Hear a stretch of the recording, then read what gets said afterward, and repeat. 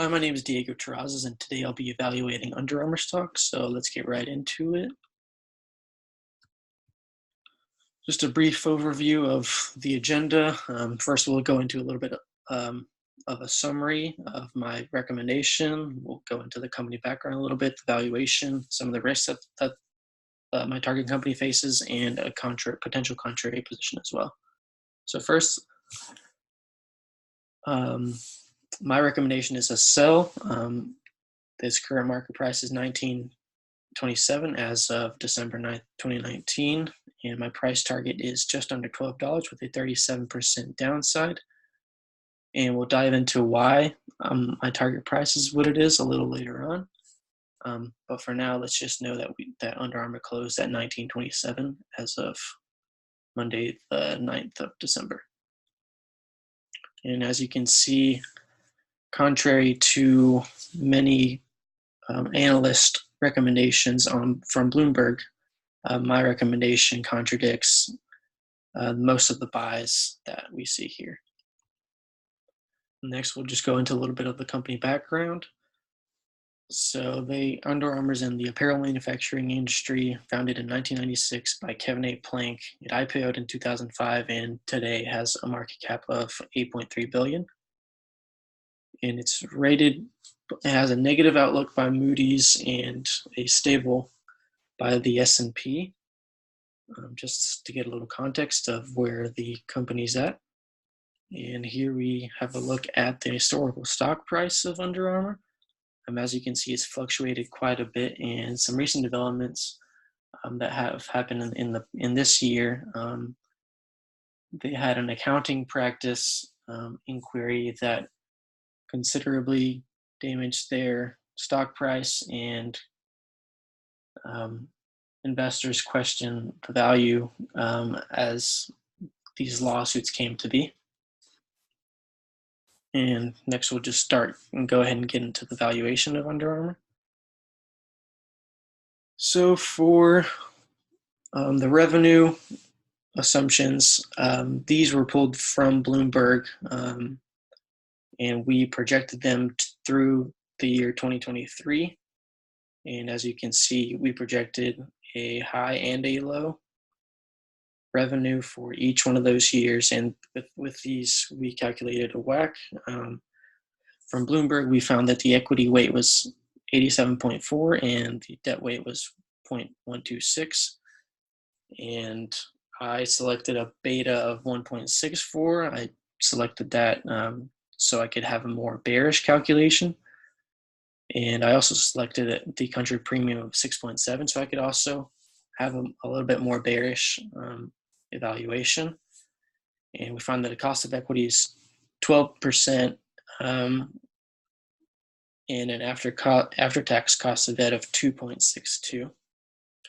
And the debt adjustment factor shows that Under Armour is quite risky, and we find that to be true when we finally calculate the WACC and how high it is.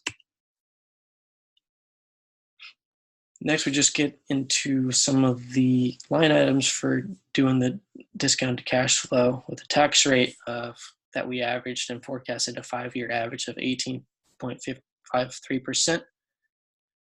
And using the WACC, we did the discounted cash flow analysis, and we found that the potential upside or downside was negative 0.58 with a stock price estimate of $8.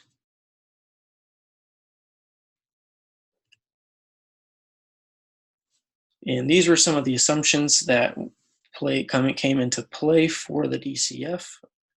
So as you can see, we projected revenue growth and EBITDA growth over 2019 through 2023. And again, these came back to haunt us when doing the DCF and gave us a very substantially low stock price estimate as compared to the current value. On the other hand was the relative valuation, where we use an EBITDA multiple as compared to other comparables in Under Armour's GIC sector. and we used EBITDA value of 24.63, and from Bloomberg we found an EV to EBITDA of 11.40, and I eventually decided to apply an EBITDA multiple of 17.5 through my own calculations, and we find that the current price actually, we find that the implied Under Armour value is just over $21, and this gives us a potential upside of 9%. And then finally, for estimating the target price, I took a proportion of 0.7 of the discounted cash flow estimate plus 0.3 of the relative value price estimate. So we multiplied those by themselves, and we find that the target price is $11.96. And as compared to the current price of $19.27, this gives us a potential downside of 37.88%. And a few risks that might have impacted this. Just briefly kind of go over what the company is going through is they're going through high expectations to keep up with other competitors, increasing competition in activewear and athleisure, and they have significant risk in designing products for athleisure and the risk that the customers won't like them. And we see continued weakness in revenue growth in North America and international deceleration, as well as greater than expected margin compression. And finally, we'll get into a potential contrary position to Under Armour. And I propose that we buy Canada Goose Holdings. Canada Goose is it's a comparable to Under Armour, and it has a better outlook than Under Armour. And over the past 3 quarters, Canada Goose has beat earnings estimates 3 times, and I believe it's a good